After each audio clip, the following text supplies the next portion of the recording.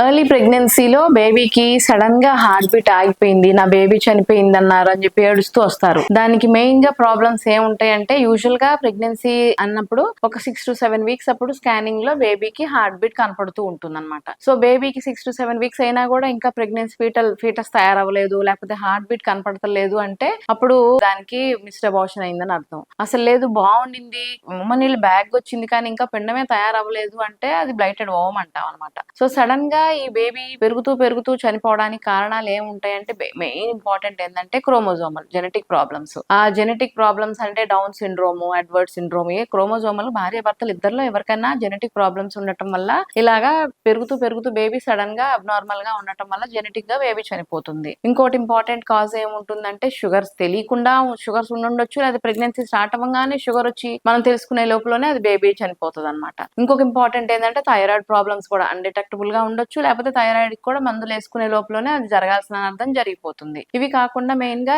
Blood percentage తక్కువగా ఉన్నా కూడా కొన్నిసార్లు ఇలా జరుగుతుంది. ఇంకా కొన్నిసార్లు ఇన్ఫెక్షన్స్ ఏమైనా వస్తే కూడా ఫీవర్, సడన్ గా high fever, high grade fever వస్తే బేబీ చనిపోతుంది అనమాట. సడన్ దెబ్బ తగలటం వల్ల, పొట్ట మీద ఏమన్నా గుద్దుకున్నా, ఏమన్నా పెద్ద పిల్లలు వచ్చి తల మీద పొట్ట మీద పడినా అలా జరుగుతుంది. ఈ ప్రాబ్లమ్స్ ఉన్నప్పుడు నెక్స్ట్ ప్రెగ్నెన్సీలో ముందే అన్ని స్క్రీన్ చేసేసుకొని షుగర్, థైరాయిడ్ అన్ని కంట్రోల్ లో పెట్టుకొని, ఏమైనా యాంటీ ఫాస్ఫోలిపిడ్ యాంటీబాడీస్ ఏమైనా ఉన్నాయో కూడా చేయించుకొని, అవి ఉంటే కూడా దానికి వేరే ట్రీట్మెంట్ ఉంటుంది, అది చేసుకొని ముందు నుంచే ప్రెగ్నెన్సీ రావడానికి ఒక 2-3 నెలల ముందు నుంచే folic acid tablets, aspirin tablets వేసేసుకోవడం వల్ల బేబీకి హార్ట్ బీట్ ప్రాబ్లం రాకుండా, బాగా ఉన్న బేబీ చనిపోకుండా చక్కగా పెరుగుతుంది అనమాట.